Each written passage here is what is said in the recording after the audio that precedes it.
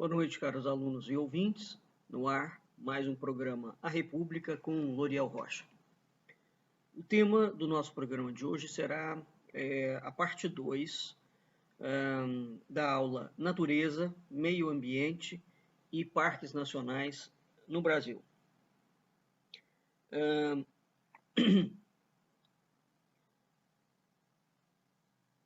Um assunto sobre o qual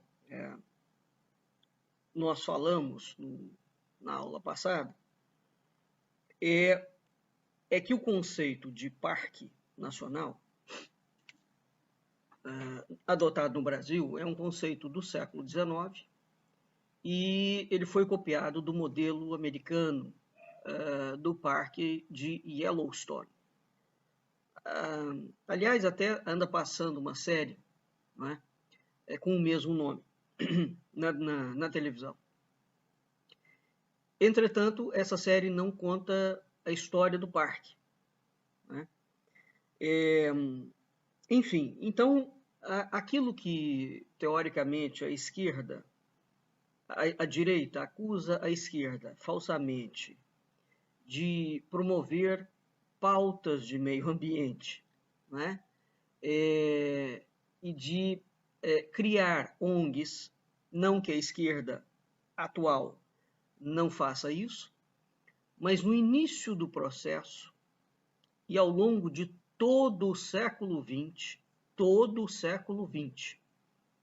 somente no final do século XX, a esquerda entrou na pauta de meio ambiente.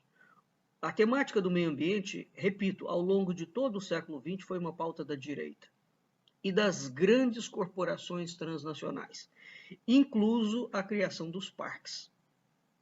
Os parques nacionais brasileiros foram todos criados na República e pelos supostos governos de direita. Os militares, no período de 64, criaram uma infinidade de parques nacionais.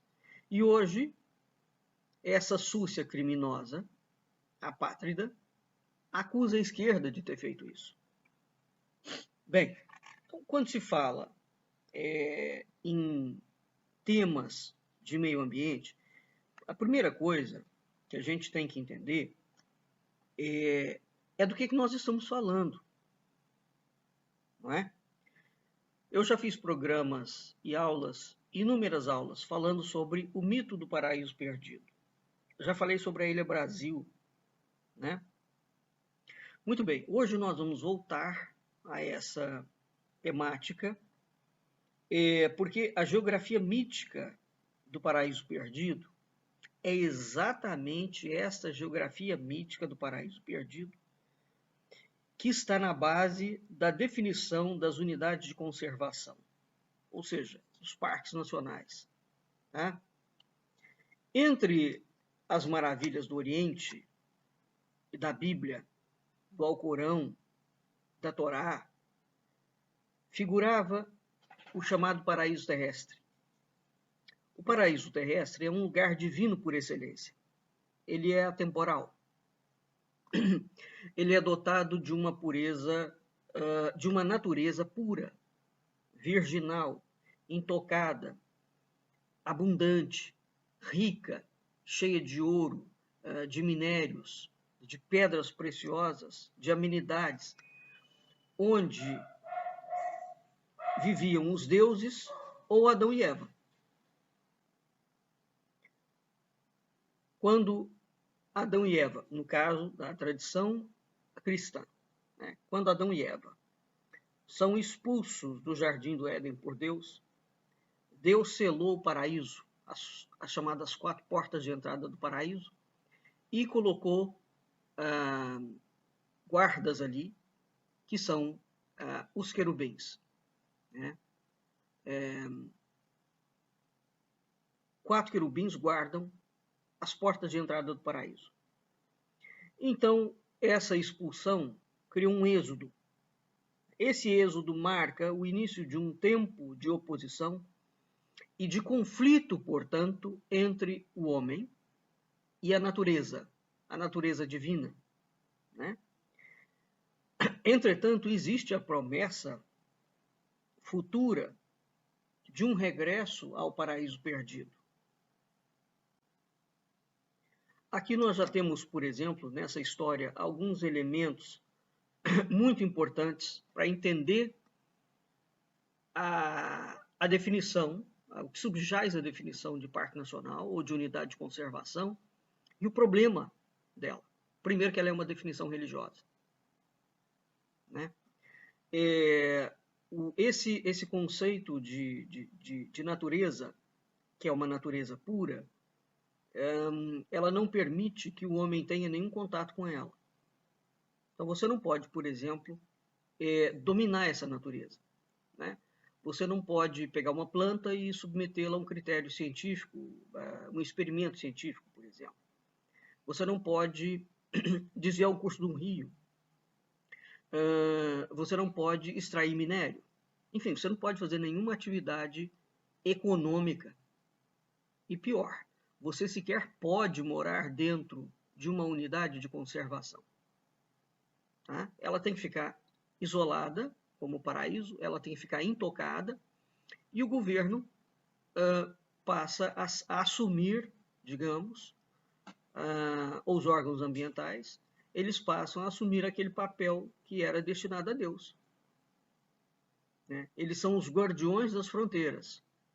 Lembra que o paraíso está cercado, tem 4 portas, tem 4 entradas, nas 4 entradas tem 4 querubins.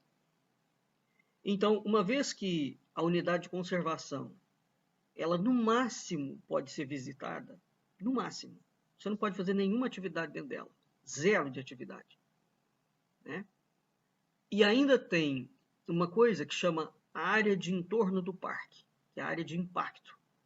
Se você tem um imóvel na área do entorno do parque, o seu imóvel também está limitado. Ele tem muitas restrições porque ele é uma área de impacto no entorno do parque. Tá claro? Então esse é o modelo de Yellowstone, tá?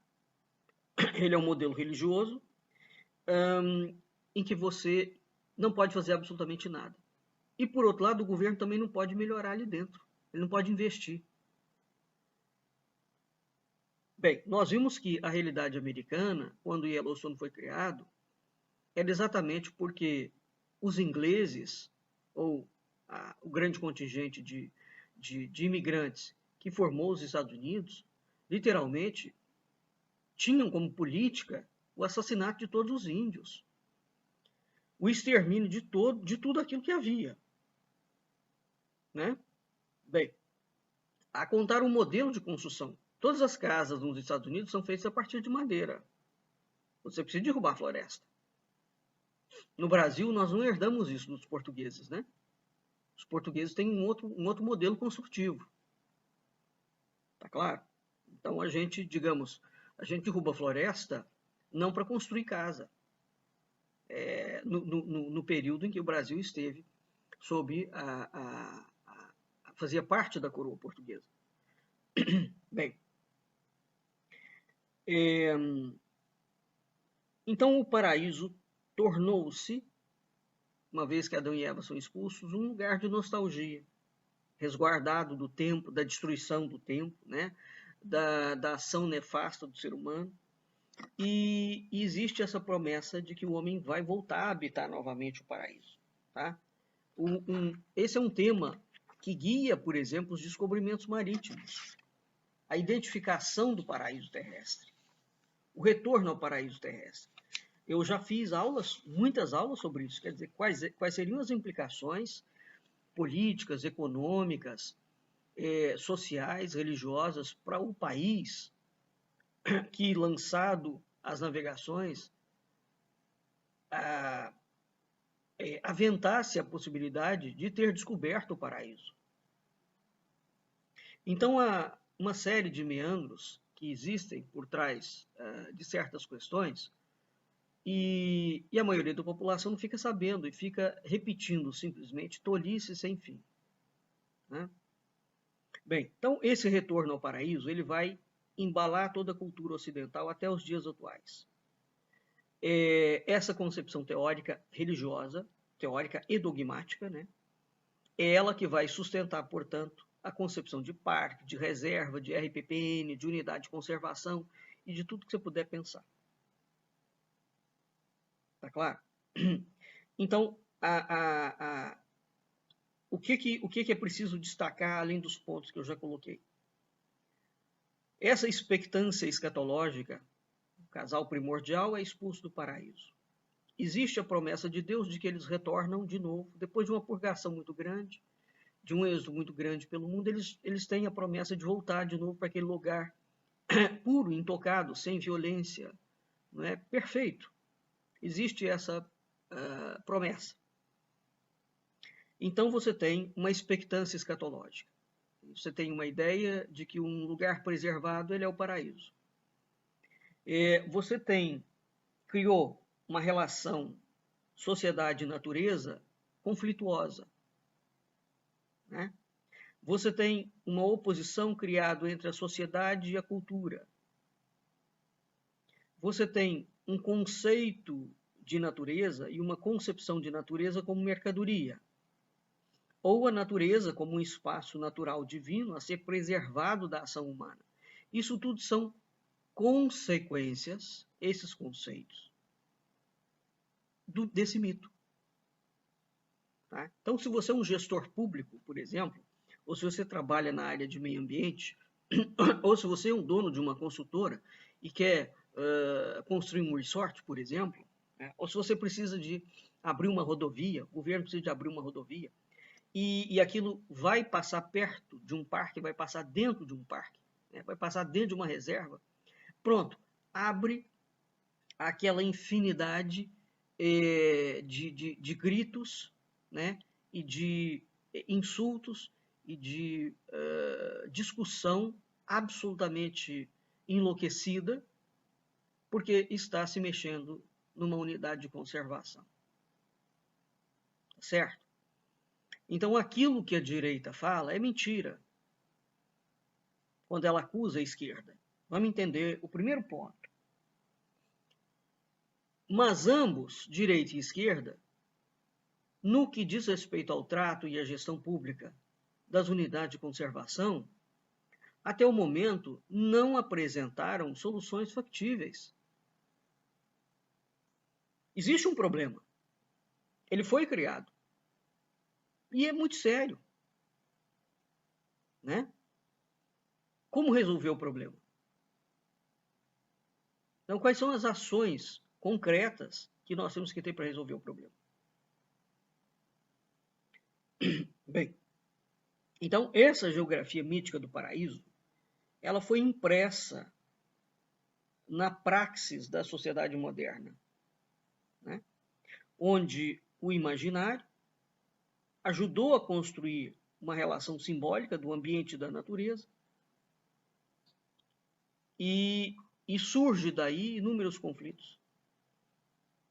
Porque você percebe a natureza de uma forma, você convive com a natureza de uma forma, e a realidade se apresenta de outra forma. A realidade histórica, a realidade política, a realidade social, a realidade urbanística, e mesmo hoje o mundo rural. Se você falar para um produtor rural, por exemplo, que ele não pode desmatar a área dele para fazer cultivo, como é que ele vai sobreviver? Aí o governo tem recursos de que você pode desmatar X% da sua área. E mesmo esse X%, grande parte dos produtores rurais não obedecem. E o que você faz, por exemplo, quando a área é muito pequena, mas ela está perto de um rio?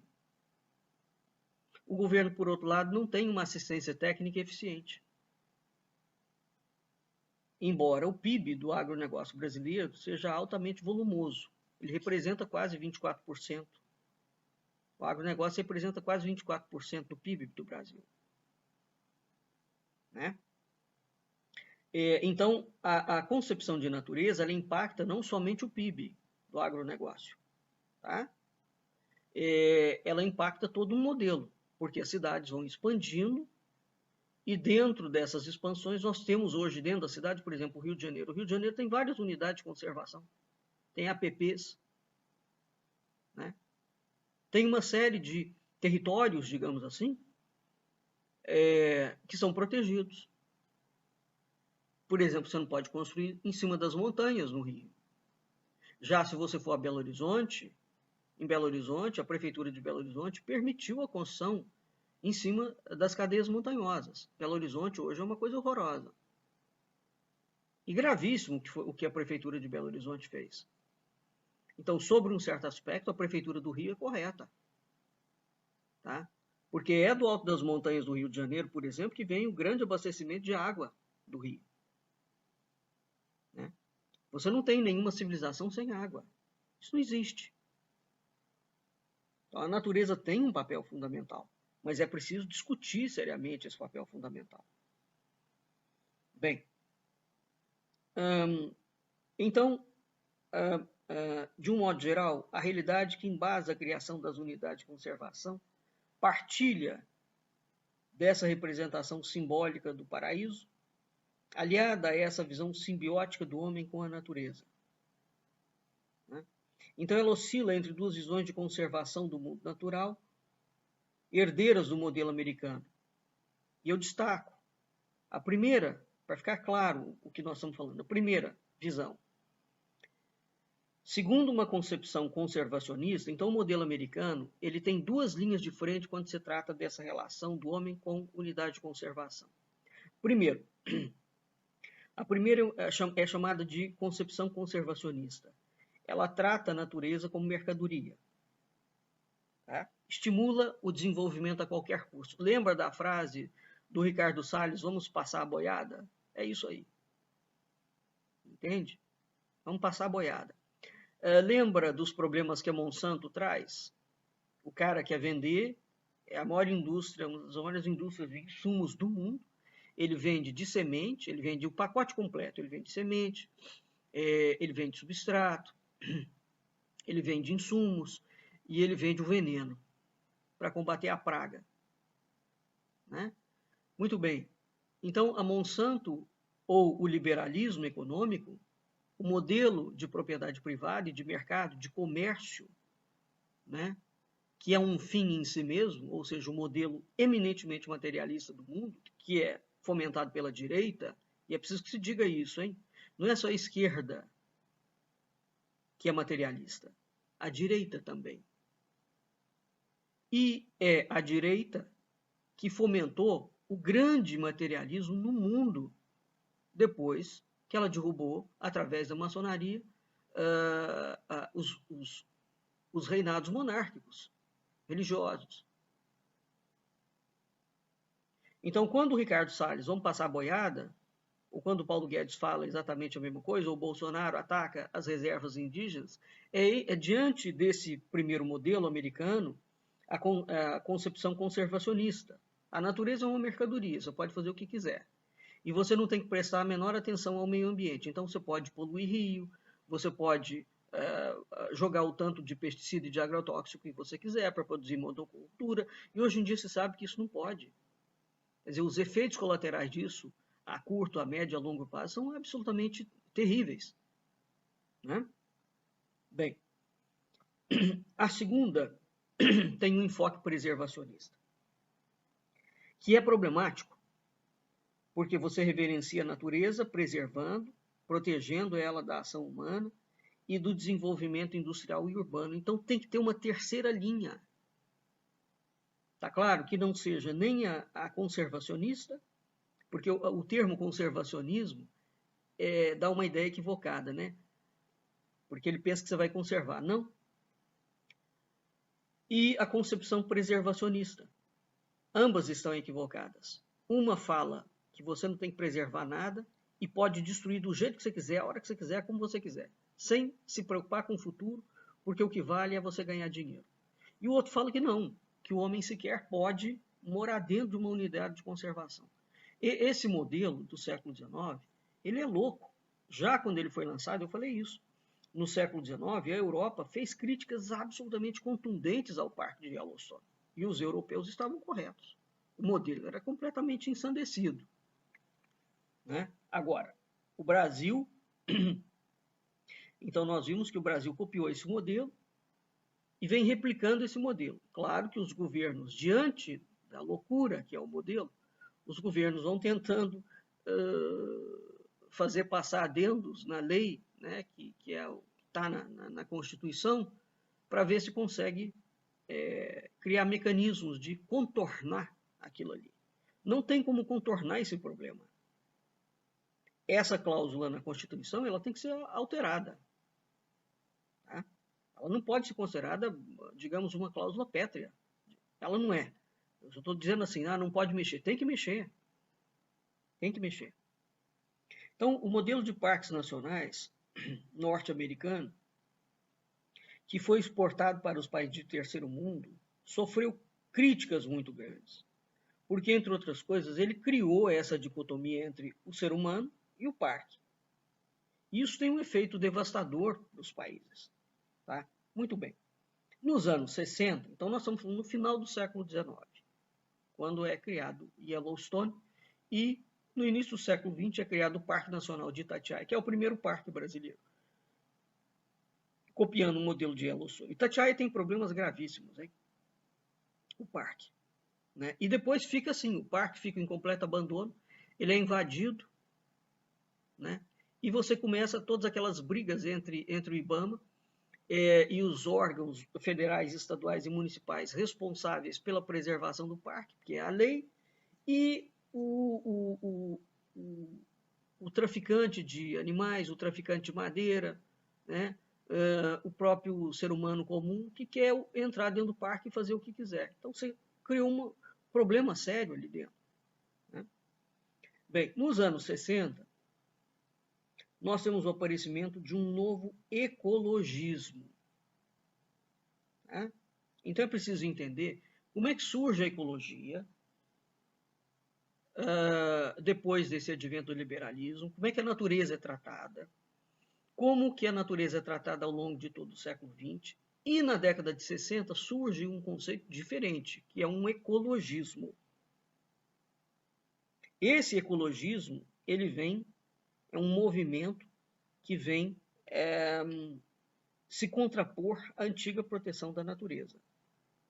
Tá? Ou seja, os territórios antes considerados intocados, desabitados e de uso restrito, passam por uma reelaboração conceitual. Então, a questão das áreas protegidas, dos mitos bioantropomórficos, das representações do mundo natural, o espaço público, o espaço comunitário, o saber tradicional, porque se a gente parar para pensar, por exemplo, é um questionamento, e é um questionamento correto, os índios brasileiros sempre moraram dentro da Amazônia e não destruíram a Amazônia. Então, eles têm uma técnica de conservação. E é verdade isso. Então, os povos tradicionais, que não são só os índios, mas os herdeiros, né, os descendentes dos portugueses e dos índios, que são os caboclos, os ribeirinhos, essa gente sempre viveu dentro da área, dentro das grandes florestas, sem destruir a floresta. Como a permacultura, por exemplo, que foi ver como é que os aborígenes australianos conseguiam conservar a terra e produzir. Isso virou uma febre no mundo inteiro. Não é? Então você tem, não é só o homem branco que tem técnica, os povos tradicionais têm uma técnica também, e hoje ela está sendo muito estudada. Está claro? Então, o saber tradicional, as populações tradicionais passam a ser interpretados não com uma lógica única. Né? Então você cria uma visão interdisciplinar. Então esse ecologismo, né, que combate a proteção à natureza, é um movimento necessário de questionamento do modelo do século XIX. Ele tem problema? Tem problema. Mas ele já é um questionamento, é um passo adiante para sair daquela dialética. Né? Você pode acabar com tudo e o outro lado não, você não pode mexer em nada. Então, há no Brasil a necessidade de se começar a inserir nas unidades de conservação, de permitir a permanência das populações tradicionais. A Unesco, por exemplo, ela prevê isso no conceito de reserva da biosfera. Isso não tem nada a ver com política de esquerda, não. Isso tem a ver com uma longuíssima discussão. Essa gente está ali, ela habita, ela não destrói, ela conserva e, entre outras coisas, eu mesmo vi, ninguém me contou, abacaxi de 1 metro de altura na Amazônia brasileira, perto da fronteira do Peru, cultivada pelos índios, sem a coroa. Com a coroa ele chegava a 1,60 m de altura. No México é comum abóboras de 2 metros de diâmetro, cultivada no modelo tradicional. O sistema de cultivo no Peru, por exemplo, é uma das coisas mais magníficas do mundo. A Colômbia tem sistemas de cultivo tradicionais. Não é? Então, assim, como é que essa gente... É preciso pesquisa em cima disso. Como é que eles conseguem produzir aquilo ali? Daquela forma. Né? Então, esse conceito em que você permite que as populações tradicionais, como os índios, permaneçam dentro de reservas, vivendo o modo de vida deles, e aquele modo de vida, em muitos casos, ou na grande imensa maioria dos casos, é muito interessante. Isso é o que está previsto no conceito de reserva da biosfera da Unesco. Agora, essa estratégia, até o momento, ela não leva em conta os interesses e a contribuição dessas populações. No momento em que no mundo inteiro você tem um questionamento do modo de produção científico, tecnológico, da economia, que é norteada pelo pensamento de que vale qualquer coisa para ganhar dinheiro, nós temos um outro modelo preservado. É preciso estudar esse modelo. Então, no Brasil, existe uma obra muito interessante do Antônio Carlos Diegues, da década de 90, essa obra, chamada O Mito Moderno da Natureza Intocada. O Diegues fala que existe uma grande necessidade de se conhecer melhor as relações entre a manutenção da diversidade biológica e da conservação da diversidade cultural. Isso é uma interface que tem que fazer. Tá? Bem, dito isso, e para finalizar aqui, eu vou fazer uma breve cronologia dos parques nacionais no Brasil. A gente já viu, digamos que esse conceito tem um problema.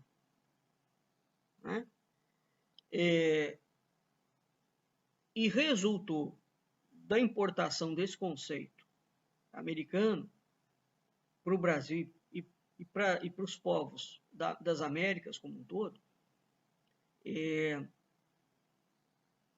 um balaio de gato.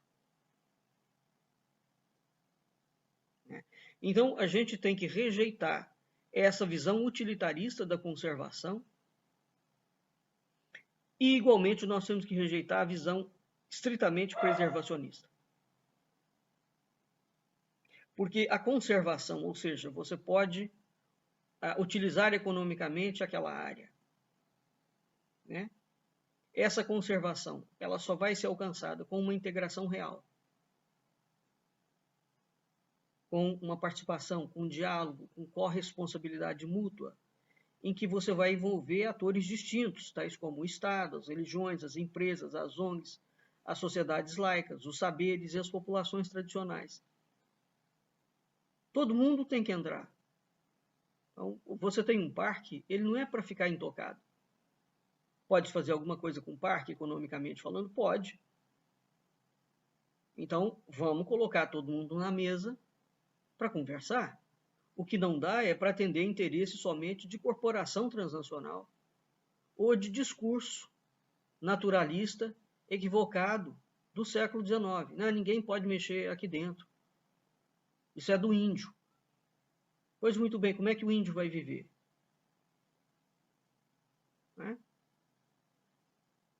Ele vai utilizar um modelo econômico ali dentro, porque se o modelo econômico do gentio, do branco, não pode entrar na universidade, na unidade de conservação, o índio também não pode minerar ali dentro. Ele não pode extrair madeira.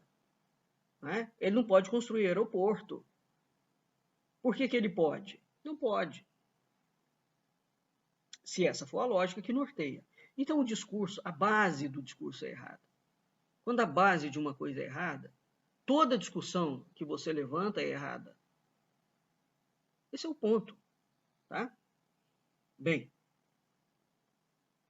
então, as bases, repetindo mais uma vez, as bases teóricas e legais de conservar áreas naturais de interesse público foram definidas na segunda metade do século XIX nos Estados Unidos, quando foi criado o Parque Nacional de Yellowstone. Yellowstone fica no estado de Wyoming. A América Latina copiou o modelo de parque nacional sem população. Em 1937, o Brasil criou o Parque Nacional de Itatiaia, com objetivos praticamente idênticos ao Parque de Yellowstone. Na Europa, os parques foram criados para manter áreas naturais onde se pudessem realizar pesquisas sobre fauna e flora. Veja que na Europa, a Europa teve um avanço significativo em relação ao modelo americano. Então, as críticas ao modelo americano dentro e fora dos Estados Unidos, quando eles lançaram Yellowstone, né, levou à busca de novas definições. Então, veja, apesar de todas as críticas, e quando o Yellowstone foi feito, e que já se sabia que aquilo era uma loucura, o Brasil, os governantes brasileiros, que vivem sempre num atraso mental absolutamente impressionante. A elite brasileira, ela impressiona pela incultura, pela burrice escatológica, pela falta de visão. Você já tem uma discussão que já atravessa quando foi criado Itatiaia. Itatiaia foi criado em 1937. Quer dizer, quase na década de 40. Já tinha mais de 70 anos Yellowstone. 70 anos de críticas, de visualização de que aquilo ali era uma coisa furada. O governo brasileiro, pois, vai e repete Yellowstone.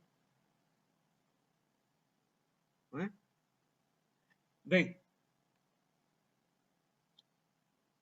agora, veja, então, para a gente entender a loucura da elite brasileira e dos quadros políticos.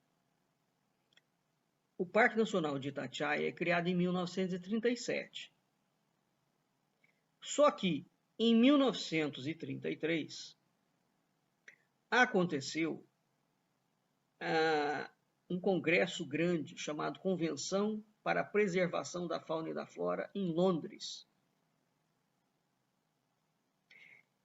E ela definiu 3 características de um parque nacional. Primeiro, são áreas controladas pelo poder público. Segundo, são áreas para a preservação da fauna e da flora, objetos de interesse estético, geológico, arqueológico, onde a caça é proibida. E são áreas que devem servir à visitação pública. Bem, veja que, de forma geral, esses conceitos, que foram definidos em Londres em 1933, estão presentes nas unidades de conservação, nos parques. Tá? Bem, agora, preservação da fauna e da flora. A Europa admite a pesquisa, o Brasil não admite. Né? A partir dessas 3 características de parque nacional, depois da década de 1933, os países e os organismos internacionais organizaram uma série de encontros, de propostas e conceituação para áreas que tinham ou não essas características. Qual é o problema dessa definição de parque nacional? Veja, você pode parecer a definição é boa, dependendo do ângulo que você olha.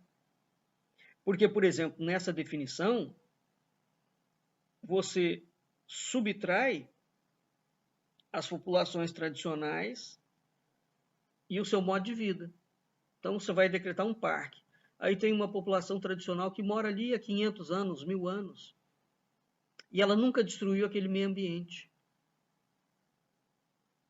Então, quando você vai criar o parque, você desaloja aquela população tradicional.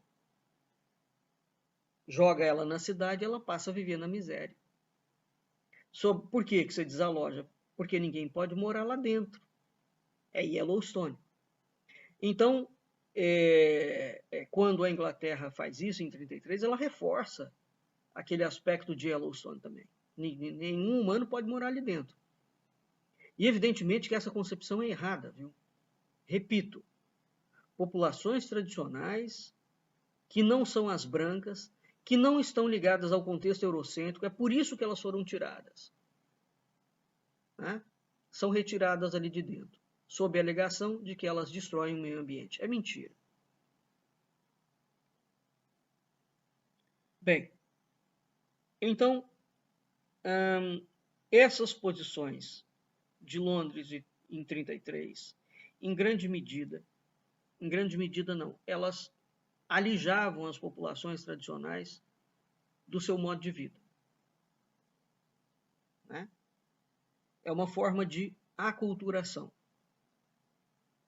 Então, essas populações, esses povos, diante desse tipo de ação, eles só podem escolher duas opções. Continuar sua forma de vida baseada na subsistência em outro lugar, ou abandonar a sua forma de vida, se submetendo à sociedade liberal capitalista vigente. É absolutamente cruel o modelo. Né? Então, o que Londres abriu? Londres abriu uma crise de proporções imensas na área da cultura e da identidade dos povos. Imensa. Tá? Então, hoje, quando os ingleses vêm defender a preservação da Amazônia, a preservação dos índios, o direito dos índios às suas áreas de conservação, os ingleses são os maiores responsáveis. A Inglaterra vem cometendo crimes contra a humanidade, assim, que são verdadeiramente monstruosos. Foram os maiores piratas durante séculos, foram os maiores ladrões de reservas de outros países durante séculos. Né? Eles acabaram com a África, né? Foram os grandes incentivadores do liberalismo econômico. Né? É de lá que saiu a maçonaria. Foram os grandes propugnadores desse modelo selvagem de mundo que a gente tem hoje. Isso partiu da Inglaterra. Evidentemente que os Estados Unidos são um grande aliado americano nesse contorno. Né? Mas, assim, o americano é um braço armado. A Inglaterra tem uma força intelectual porque está na Europa. Né? Bem, então, a Inglaterra ajudou a botar lenha na fogueira e, efetivamente, essas áreas, à medida que foi havendo a tecnologia, essas áreas vinham sendo mapeadas. Então, eles foram, posteriormente, decretando como áreas de reserva locais que eram ricos em minérios, por exemplo, ricos em biodiversidade, porque você decreta aquilo ali mais à frente, faz passar uma lei, não é? Em que uma grande mineradora pode operar ali dentro, obedecendo a interesses transnacionais. Isso não tem nada a ver com a esquerda. Repito, essa bandidagem foi criada pelo país que é o modelo de conservadorismo do mundo. Conservadorismo de quê? Dos interesses deles, que é o modelo de Londres, britânico, e o modelo americano. A esquerda só vai abraçar a pauta da natureza na década de 90, muito tardiamente. Né? Bem,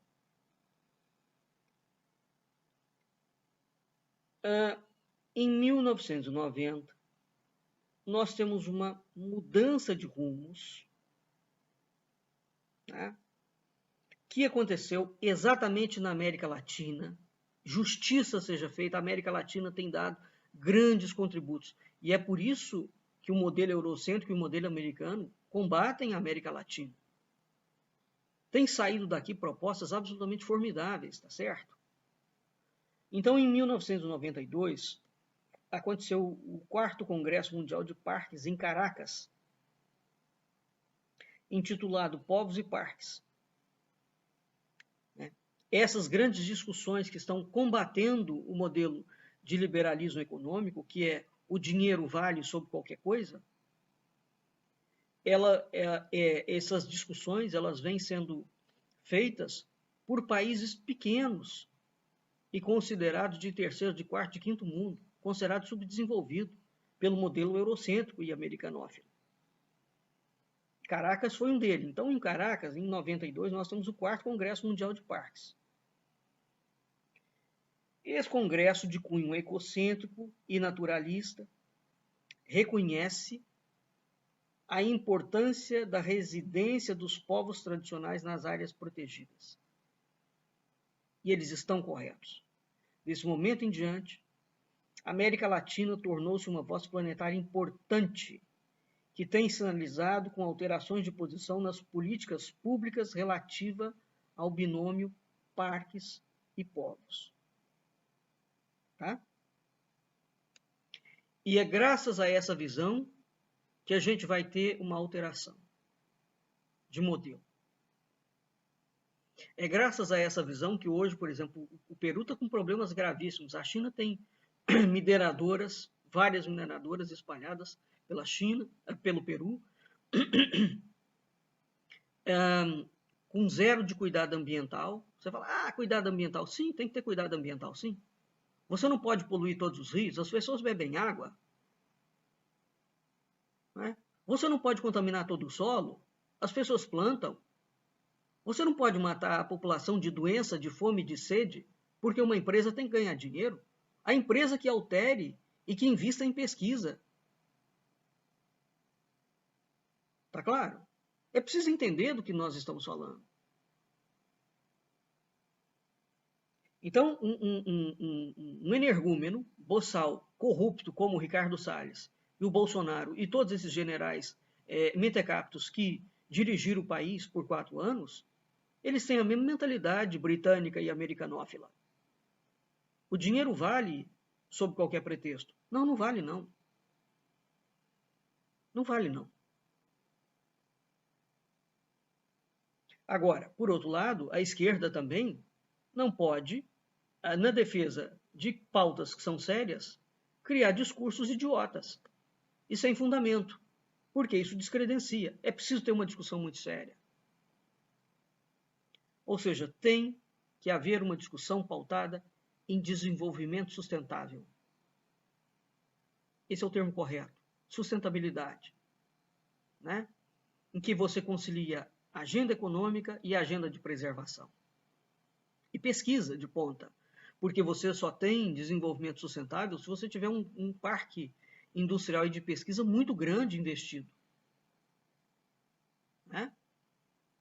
Porque você tem que criar recursos, você tem que criar tecnologia, por exemplo, a área de bioinsumos hoje. O Brasil tem uma tendência a ser um dos grandes produtores de bioinsumos, que vai substituir o pesticida, vai substituir o adubo. Mas você tem que investir na academia, você tem que investir na formação do profissional, você tem que investir em laboratório. O governo tem que ter um projeto econômico que permita o desenvolvimento industrial, tem que ter políticas públicas eficientes. Quer dizer, isso é uma cadeia de processos. Tá? Recuando aqui no tempo. A coroa portuguesa tinha a legislação do reino e as cartas régias. Nessa legislação, o Brasil tem uma legislação que protege o meio ambiente muito antiga. Portugal já tinha isso. Nenhum país do mundo tinha. Portugal tinha, viu?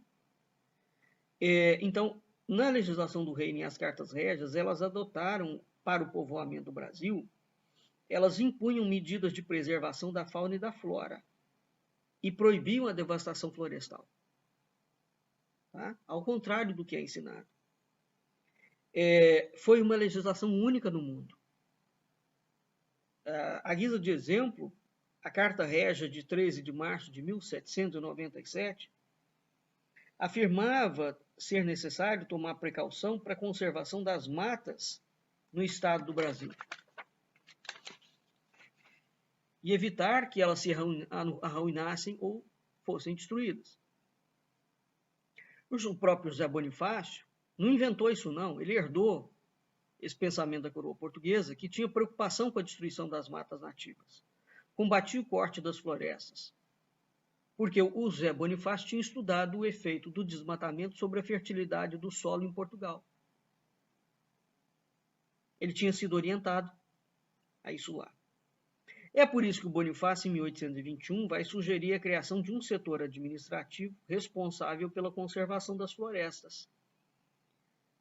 Ele é considerado um grande intelectual, ele é um grande aldrabão, porque as propostas que ele traz como sendo deles, ele copiou todas da Europa, do que era feito em Portugal. Né? José Bonifácio é a maior fraude política, histórica, que já inventou no Brasil. Aquelas ideias não eram dele puramente. O André Rebouças, que era um engenheiro negro, em 1876, por exemplo, ele lutou pela criação dos primeiros parques nacionais. O Euclides da Cunha, o Coelho Neto, o Augusto Lima, o Leôncio Correia, o Afonso Arinos, o Gustavo Barroso, o Alberto José Sampaio, todos esses homens estiveram envolvidos em propostas, em teorias, em livros, em defesa da natureza no Brasil. Em 1896, São Paulo criou o Serviço Nacional Florestal. Em 1934, realizou-se a primeira Conferência para a Proteção da Natureza. Lembra que em 1937 criou o Parque de Itatiaia.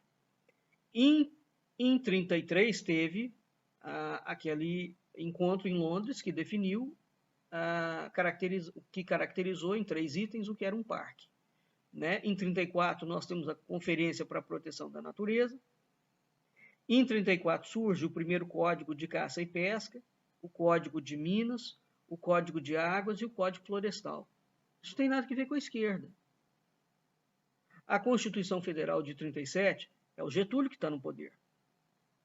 Define as responsabilidades como responsabilidade da União em proteger e cuidar das áreas de grande beleza natural e valor histórico. Está baseado em Yellowstone e está baseado em Londres esse conceito. Em 1937 é criado o Parque de Itatiaia. O desenvolvimento e a criação de parques nacionais foi lento. Em 1967, no governo dos militares, o decreto 289, de 28 de fevereiro, cria o IBDF, que é o Instituto Brasileiro de Desenvolvimento Florestal, ligado ao Ministério da Agricultura. E em 79, ainda no governo militar, seguindo as recomendações da reunião de Nova Delhi, ficou instituído o Regulamento dos Parques Nacionais do Brasil. Em 79, o IBDF elaborou o Plano do Sistema de Unidade de Conservação, o SNUC, que é o que você vai fazer manejo em área de parque, você segue o SNUC. Estamos ainda durante o governo militar. Em 89 foi criado o IBAMA. O IBAMA foi criado em cima de toda essa legislação. Em 92, é enviada ao Congresso uma nova proposta ao SNUC, que é o projeto de lei 2892. Em 92 é criada a primeira reserva da biosfera do Brasil. primeira reserva da biosfera, desculpe, no Brasil, cobrindo uma parte significativa da Mata Atlântica sob o auspício da Unesco. Em 92, no governo do Collor, todo mundo se lembra, acontece a Rio 92, onde é lançada a Agenda 21, que é muito boa, assim como a Agenda 2030. Tá? Então, o conceito de desenvolvimento sustentável em escala mundial é um dos objetivos planetários. O que é o desenvolvimento sustentável? É você conciliar a economia, você conciliar a ciência, você conciliar a vida urbana, você conciliar a vida rural e você conciliar a preservação da natureza, sem abrir mão de nada disso. Isso é desenvolvimento sustentável. Portanto, quando essa falsa direita olavo militar bolsonarista critica desenvolvimento sustentável, ou essa gente é ignorante ou eles são movidos pela má fé. No caso deles, eles são as duas coisas ao mesmo tempo. Né? Eles são ignorantes e eles são movidos pela má fé. Porque essa é uma discussão que envolve o mundo inteiro, que tem que ser travada, né?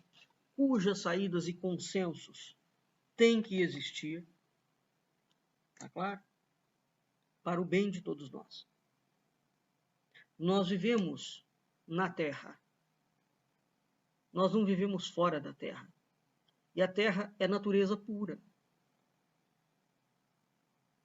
Como é que nós vamos continuar vivendo de uma forma saudável, de uma forma ética, né? De uma forma limpa, de uma forma menos bélica? Isso é um desafio para toda a gente.